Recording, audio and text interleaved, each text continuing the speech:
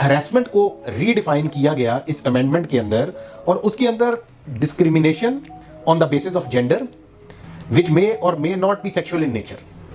ये क्लियर हो गई बात कि डिस्क्रिमिनेशन जो है या हरासमेंट ये सेक्सुअल और नॉन सेक्सुअल भी हो सकती है, और दोनों तरह की हरासमेंट जो है वो आपकी काबिल मुआखजा है। आपकी परफॉर्मेंस को किसी तरह से कंप्रोमाइज करने की कोशिश की जाए। बिस्मिल्लाहिर्रहमानिर्रहीम, welcome back to barrister Kamran Ilyas law chamber. तो आज हम आपके लिए लेके आए हैं बड़ा इंपॉर्टेंट टॉपिक, ये हम सब के लिए समझना बहुत ज़रूरी है। ये टॉपिक है विमेन हरासमेंट के हवाले से, women harassment at work place. इसके ऊपर 2022 की एक जजमेंट मेरी नज़रों से गुजरी और मैंने सोचा कि ये आप लोगों के साथ शेयर किया जाए, क्योंकि इसके अंदर बहुत इंपॉर्टेंट पॉइंट्स थे जो कि हमारे नॉलेज के लिए बहुत ज़रूरी हैं, और ख़ास तौर पर उन बहनों के लिए जो मुख्तलिफ़ ऑफिस में काम करती हैं कि वो अपने आप को किसी भी हरासमेंट से किस तरह महफूज रख सकती हैं। तो ये है आज का हमारा टॉपिक, और इस टॉपिक को शुरू करने से पहले मेरी आपसे यही रिक्वेस्ट है कि अगर अभी तक आपने इस चैनल को सब्सक्राइब नहीं किया तो प्लीज़ इसे आप सब्सक्राइब कर लें, बेल आइकन को प्रेस कर लें कि आगे आने वाली कोई भी वीडियो है उसका नोटिफिकेशन आप तक बर वक्त पहुँच सके। तो शुरू करते हैं जी। इसके अंदर फैक्ट्स ऑफ द केस ये हैं जी कि एक अदारे के अंदर 4-5 ख़वातीन ने एक ऑफ़िसर के बारे में कंप्लेंट दायर की। ये कंप्लेंट दायर हुई फेडरल अम्बड्समैन के पास, वफाकी मुतसिब के पास। कंप्लेंट के अंदर जो एलिगेशन थे वो थे हरासमेंट के हवाले से, कि ये ऑफ़िसर उन्हें मुख्तलिफ़ तरीके से हरास करते हैं, जिसके अंदर कुछ अल्फाज वो इस्तेमाल करते हैं, कुछ मतलब टेक्स्ट मैसेजेस करना, उसके अलावा ऐसे एक्ट्स करना कि जिससे हरासमेंट फ़ील होती है, और इस तरह की काफ़ी चीज़ें थी उसमें। तो उसमें यह हुआ कि केस उधर शुरू हो गया फेडरल अम्बड्समैन के पास, वफाकी मुतसिब के पास। उन्होंने दोनों साइड्स का जब एविडेंस ले लिया, सारी चीज़ों को कंसिडर कर लिया, तो वफाकी मुतसिब ने कंप्लेनेंट्स के हक़ में एक फ़ैसला दे दिया। उसके अंदर जो सज़ा मिली रिस्पोंडेंट को वो एक माइनर पेनल्टी थी, जिसके अंदर सेंश्योर था, और उसके बाद 2.5 लाख रुपया जुर्माना किया, जिससे ये सेटिस्फाई नहीं हुए। इन्होंने कहा जी कि ये तो मतलब डेफिनेटली ये बंदा हमें हरास करता रहा है और इसकी इतनी कम सज़ा, ये तो हम इस चीज़ को एक्सेप्ट नहीं करते। और इस सज़ा को खैर जिस बंदे को सज़ा हुई थी उसने भी एक्सेप्ट नहीं किया। ये दोनों पार्टीज़ रिप्रेजेंटेशन लेके चली गई ऑनरेबल प्रेसिडेंट के पास।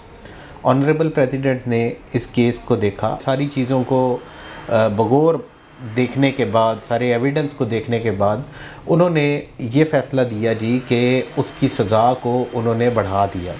उसकी सज़ा उन्होंने माइनर पेनल्टी से चेंज करके मेजर पेनल्टी कर दी, और उन्हें जुर्माना उन्होंने कर दिया 5 लाख रुपया। तो इस चीज़ से वो जो ऑफ़िसर थे वो उन्होंने अपने आप को एग्रीव्ड फ़ील किया, और वो रिट पिटीशन में चले गए इस्लामाबाद हाई कोर्ट में। अब इस्लामाबाद हाई कोर्ट ने उनकी रिट पिटीशन को पार्शली एक्सेप्ट कर लिया। पार्शली इस तरह कि उन्होंने प्रेसिडेंट का जो ऑर्डर था मेजर पेनल्टी वाला, उस ऑर्डर को उन्होंने सेटिसाइड कर दिया, और उन्होंने दोबारा से फेडरल अम्बड्समैन का जो ऑर्डर था उस ऑर्डर को बहाल कर दिया, जो कि माइनर पेनल्टी वाला था। तो इस फैसले के ऊपर भी दोनों पार्टीज़ एग्रीव्ड हो गई। रिस्पोंडेंट थे वो एग्रीव्ड इस वजह से हो गए जी कि वो चाहते थे कि उन्हें बिल्कुल सज़ा ना हो, और ये सब झूठे इल्ज़ामात हैं उनके ऊपर।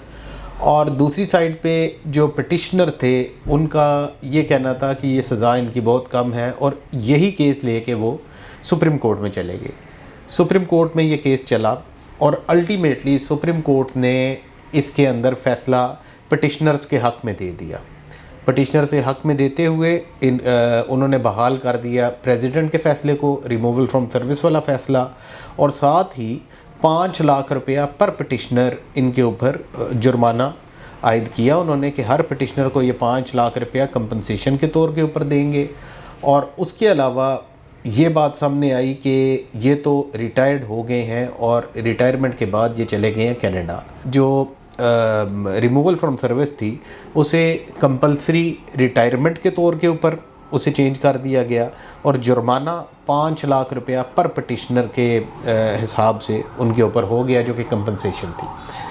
अब ये तो मैंने आपको ब्रीफली बता दिया कि ये क्या मामला था और इसके अंदर क्या क्या हुआ, लेकिन इसके अंदर काफ़ी सारे लीगल पॉइंट्स हैं जो कि लीगल पॉइंट्स हमने देखने हैं और हमारे बहुत काम आएंगे, प्रैक्टिशनर्स के काम भी आएंगे, स्टूडेंट्स के काम भी आएंगे, और ख़ास तौर पे वो लोग जो कि किसी जगह पे जॉब करते हैं उनके काम भी आएंगे। देखिए, इसके ऊपर जो डिस्कशन की गई वो पहली बात ये की गई कि क्या हाई कोर्ट का इख्तियार है कि वो इंटरफेयर कर सके अपनी कॉन्स्टिट्यूशनल जुरिस्डिक्शन में with the findings of facts recorded by competent courts, tribunals और अथॉरिटीज़, अनलेस वो फाइंडिंग्स कोई मिस रीडिंग या नॉन रीडिंग हो और किसी मटेरियल एविडेंस के, या फिर बेस करती हो no evidence which amounts to an error of law and then justifies rather call for interference. तो हाई कोर्ट का ये इख्तियार नहीं है according to the Supreme Court of Pakistan. ये PLD 2022 सुप्रीम कोर्ट पेज 783 के ऊपर ये बात मौजूद है। और उसके बाद इम्पॉर्टेंट बात जो इसमें डिस्कस हुई, जो कि रिस्पोंडेंट्स की तरफ से आर्ग्यू किया गया, वो था जी कि ये तो जो केस लाया गया है, इस केस के अंदर तो काफ़ी ज़्यादा डिले था जो कंप्लेंट लॉन्च हुई है।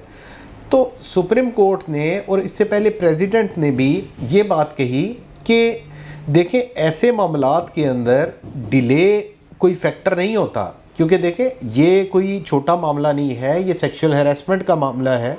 इसके ऊपर आपके जिस तरह की पाकिस्तान की सोसाइटी है, यहाँ पे बड़ा मुश्किल काम होता है ऐसे मामले को आगे लेके आना, क्योंकि ये सबसे पहले तो जो ख़ातून आगे लेके आती है उसे काफ़ी हर्डल्स का सामना करना पड़ता है। देखें, सेक्सुअल हैरेसमेंट सिर्फ ख़ातून के साथ नहीं है तो मर्द के साथ भी हो सकती है ना, तो वो भी लेके आता है तो उसके ऊपर भी मतलब उसे भी काफ़ी हर्डल्स का सामना करना पड़ सकता है। उसके अलावा दूसरी बात ये है कि ऐन मुमकिन है कि ये चीज़ें उलट जाएँ, मतलब ये उसके ख़िलाफ़ एक कार्रवाई हो जाए, उसके ऊपर भी तो मड स्लिंगिंग होगी ना। तो इन चीज़ों को देखते हुए ये डिले यहाँ पे मैटर नहीं करता। हालांकि FIR के अंदर हमें इस बात का पता है कि अगर डिले होगा तो वो डिले हमेशा एक्यूज्ड की फेवर में जाता है, लेकिन not in these cases. Like ये केस हो गया, अगवा का केस हो गया, इस तरह के जो केसेस हैं उसके अंदर डिले मैटर नहीं करता। फिर बात की गई प्रीएम्बल ऑफ द एक्ट की, कि ये जो एक्ट है आपका protection against harassment of women at the work place act, preamble तो ये कहता है कि ये जो कानून बना है ये विमेन को राइट देने के लिए बना है कि वो किसी प्रोफेशन और ऑक्यूपेशन को ज्वाइन कर सके, उनकी चॉइस का जो हो, जहाँ पे उन्हें इक्वलिटी के साथ ट्रीट किया जाए, डिग्निटी के साथ ट्रीट किया जाए, ऑनर के साथ, और वो सेफ़ हों, वहाँ पे सेफ़ फील करें। वर्किंग एनवायरनमेंट जो हो वो फ्री ऑफ हरासमेंट हो, जिधर कोई भी एब्यूज़, इंटिमिडेशन या ऐसी कोई भी चीज़ ना हो। तो ये इस एक्ट का प्रीएम्बल, जो कि इस एक्ट को बनाने का मकसद है। फिर उसके बाद इस एक्ट का स्कोप बढ़ा दिया गया। 2022 के अंदर अमेंडमेंट आई इसी एक्ट के अंदर, जिस अमेंडमेंट को protection against harassment of women at the work place amendment act 2022 कहते हैं। इसके अंदर सबसे पहले तो डेफिनेशन ऑफ एम्प्लॉई को उन्होंने एक्सटेंड कर दिया। फिर वर्क प्लेस के अंदर उन्होंने इसे इंक्लूड करवा दिया, सर्विसेज आर रेंडर्ड और performed by professionals including educational institutes, gig, concerts वगैरह वगैरह। और उसके बाद हरासमेंट को रीडिफाइन किया गया इस अमेंडमेंट के अंदर, और उसके अंदर discrimination on the basis of gender which may और may not be sexual in nature.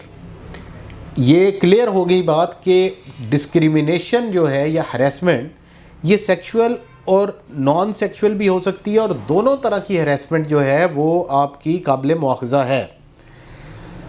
और क्या उससे क्या हो कि देखें, किसी भी हरासमेंट से जहाँ पे आपको डिस्क्रिमिनेशन का सामना करना पड़े, कोई मतलब on the basis of gender कोई डिस्क्रिमिनेशन है, ये आपके इस एक्ट के प्रीव्यू में आ जाएगी।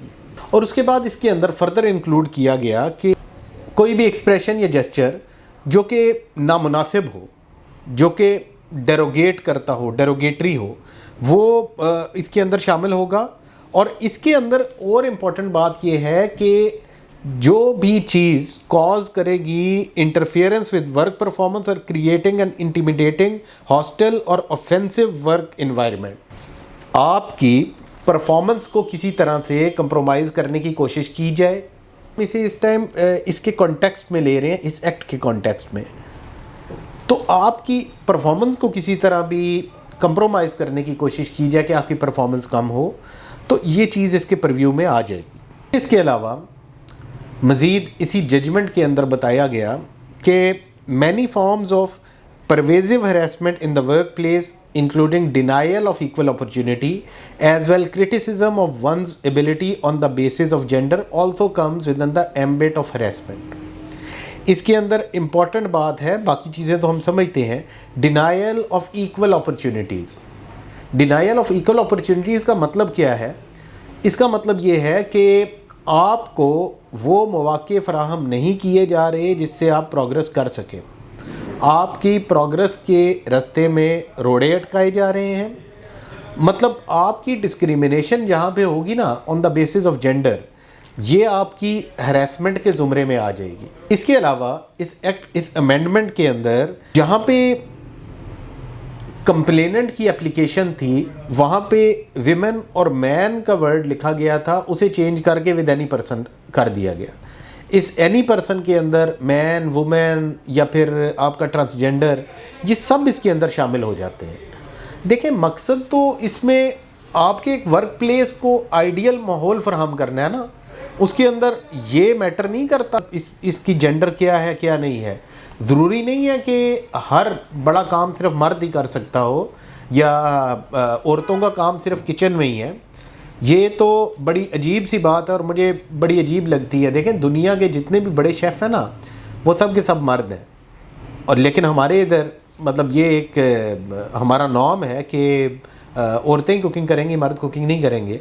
आप जितने बड़े होटल्स में चले जाएं, वहाँ पे majority of chefs are mails.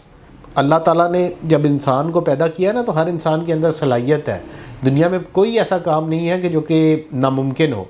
जब आप कोशिश करते हैं तो काम तो हो ही जाता है ना, सिर्फ विल होनी चाहिए। इसके अलावा अगर हम जब इस जजमेंट की बात करते हैं with respect to the act, तो इसमें हम ये चीज़ देखते हैं कि ये जो डिस्क्रिमिनेशन है ये तो आपके कॉन्स्टिट्यूशन के भी मुग़ायर है, ये आपके फंडामेंटल राइट्स के अगेंस्ट है। फंडामेंटल राइट के अंदर तो आपको right to life includes the right to livelihood वाली बात आ जाती है। लेकिन एक खातून अपनी लाइवलीहुड के लिए वर्क प्लेस पे जाती है और वहाँ पे उसे मौके मुयस्सर नहीं किए जाते या उसे इतना तंग किया जाता है कि वो अपनी जगह छोड़ने पे मजबूर हो जाए, तो इसका मतलब है कि आपने उसका राइट टू लाइवलीहुड मुतासर कर दिया, कॉन्स्टिट्यूशनल राइट की आपने वायलेशन कर दी है। तो ये अंडरस्टैंड करना बहुत ज़रूरी है। इसके अंदर देखें, ये जो बात लिखी है ये बहुत इंपॉर्टेंट है। Only a safe working environment meets the constitutional standard of fundamental rights guaranteed under Articles 9 and 18 of the Constitution. These rights, read with the rights to dignity, equality and protection against discrimination on the basis of sex under Articles 14 and 25, construct the constitutional foundation of gender equality, which ensures safe working environment for all genders, free from all forms of harassment including sexual harassment. तो इस judgement का crux तो यही है। हमें इस चीज़ का ख्याल रखना चाहिए कि हम हत्तल इम्कान ये कोशिश करें कि हमारे किसी भी वर्क प्लेस के ऊपर किसी किस्म की हरासमेंट ना हो। देखें, वर्क प्लेस के अंदर सारी चीज़ें आ जाती हैं, एम्प्लॉई के अंदर सब लोग ही अब तकरीबन शामिल हो जाते हैं। तो हमें इस चीज़ को बड़ा इसके ऊपर ख्याल रखना चाहिए कि ये ना हो कि कल को कोई हमारे खिलाफ केस लेके पहुँचा हो हमारी किसी भी ऐसी आदत की वजह से। Very much for being with me, और बहुत जल्दी पेश होंगे आपके पास एक नए व्लॉग के साथ।